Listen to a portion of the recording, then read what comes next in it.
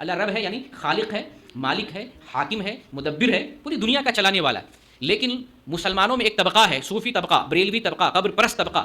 ان لوگوں کا ماننا ہے کہ اولیاء کی وجہ سے زمین و آسمان کا نظام قائم ہے، زمین و آسمان جاری و ساری ہے اولیاء کی وجہ سے، اور اولیاء لا محدود اختیارات رکھتے ہیں. لاہور سے ایک ماہنامہ نکلتا ہے، ماہنامہ سلطان الفقر لاہور، اس میں ایک مضمون چھپا ہے اولیاء کاملین کا تصرف و اختیار. اس مضمون کو لکھنے والا اس کا نام ہے سلطان محمد عبداللہ اقبال سروری قادری.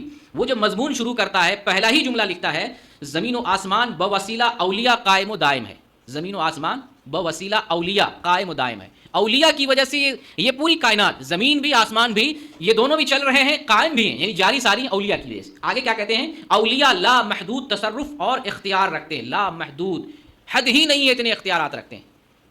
جبکہ یہ سب چیزیں کس کے ہاتھ میں ہیں اور کون پوری دنیا کو چلا رہا ہے؟ آئیے قرآن حکیم سے پوچھتے ہیں اور قرآن حکیم کے ذریعے ہم جواب تلاش کرتے ہیں کہ مسلمان آج کہاں بھٹک رہے ہیں، کس کو اختیار دے رکھا ہے اللہ کو چھوڑ کے، کس کو لوگوں نے اپنا ملجا اور ماوا بنا رکھا ہے.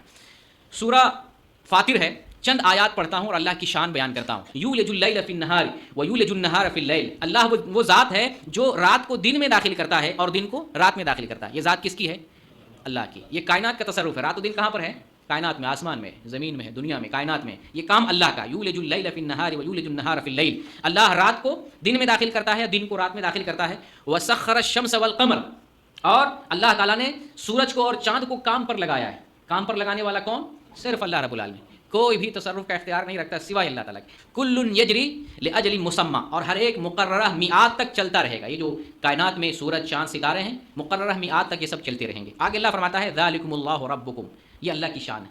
آگے اللہ ہی فرماتا ہے، یہ کسی کی شان نہیں ہے، یہ اللہ کی شان ہے جو تمہارا رب ہے.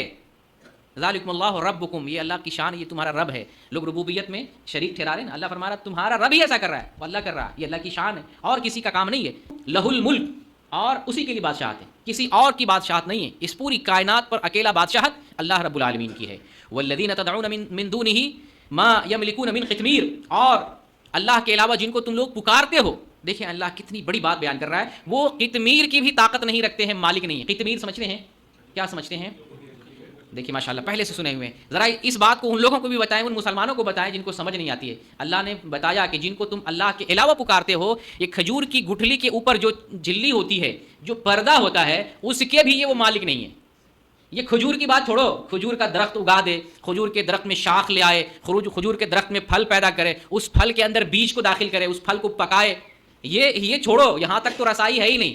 یہ جو اللہ کھجور پیدا کر رہا ہے اس کے اندر گٹھلی، پھر گٹھلی کے اوپر کمزور سی جھلی ہوتی ہے، ہاتھ لگائیں گے چھوٹا بچہ توڑ دے گا، اتنی کمزور جھلی ہوتی ہے، پردہ ہوتا ہے. وہ اتنے کمزور پردے کا بھی مالک نہیں ہے جن کو تم پکارتے ہو. یہ میں نہیں بتا رہا ہوں، اگر میں بتاؤں تو کہیں گے وہاں بھی گستاخ ہو گیا. ان تدعوہم لا يسمعوا دعاءکم.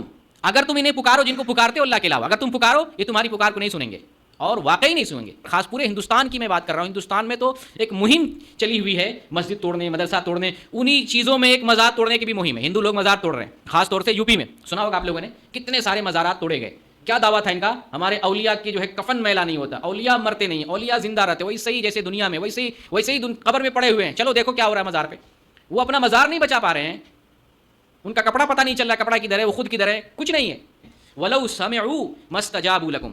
اگر بھی بفرض محال اللہ نے مثال دی، تھوڑی دیر کے لیے مان لیتے ہیں گفتگو کے طور پر، تم جھگڑا کرتے ہو نہیں، سنتے ہیں، چلو تھوڑی دیر کے لیے مان لیتے ہیں. اگر وہ سنتے ہیں تو تمہاری بات کا جواب قیامت تک نہیں دے سکتے.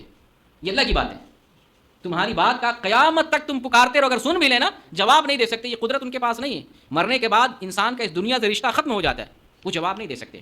وَيَوْمَ الْقِيَامَةِ يَكْفُرُونَ بِشِرْكِكُمْ. آگے اللہ فرماتا ہے کہ یہی لوگ جن کو اللہ کے علاوہ تم پکارتے ہو، شریک بناتے ہو اللہ کی ذات میں، صفات میں، جن کو تم شریک ٹھہراتے ہو، قیامت میں تمہارے شرک کا انکار کریں گے. یہ معبود جن کو تم ٹھہرائے ہو نا، قیامت میں کہیں گے مجھے تو پتہ ہی نہیں تھا، یہ میرے غیبانے میں ایسا کام کر رہا تھا، مجھے تو خبر نہیں ہے، میں نے کبھی ان کو کہا نہیں میری عبادت کرو، مجھے پکارو، مجھے رب بناؤ، مجھے معبود بناؤ. وہ انکار کر بیٹھیں گے. اللہ نے یہاں تک سمجھایا ہے لوگوں کو، اگر اس کے باوجود لوگوں کی عقل نہ کھلے پھر حیرانی کی بات ہے.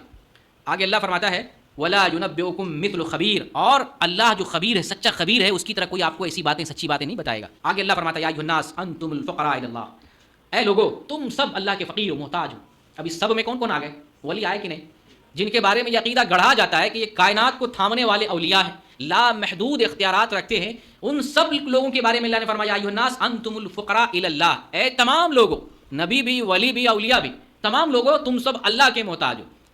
واللہ هو الغنی الحمید، اور اللہ بے نیاز ہے، جو مجبور نہیں ہے، جو محتاج نہیں ہے، وہ اللہ رب العالمین۔ اللہ تمہارا محتاج نہیں، تم اللہ کے محتاج ہو، اللہ کے لیے فقیر ہو، اللہ کی طرف فقیر ہو، لیکن اللہ کسی کا محتاج نہیں، وہ خوبیوں والا ہے۔ تو یہ جو بیان کیا سورہ فاطر کی روشنی میں، یہ کن کی قدرت ہے؟ اللہ رب العالمین کی قدرت اور شان ہے۔ اس لیے جو اولیاء کے بارے میں عقیدہ رکھا جاتا ہے کہ وہ کائنات کو تھامنے والے ہیں، کائنات میں تصرف کرنے والے ہیں، یہ جھوٹا عقیدہ رکھا جاتا ہے۔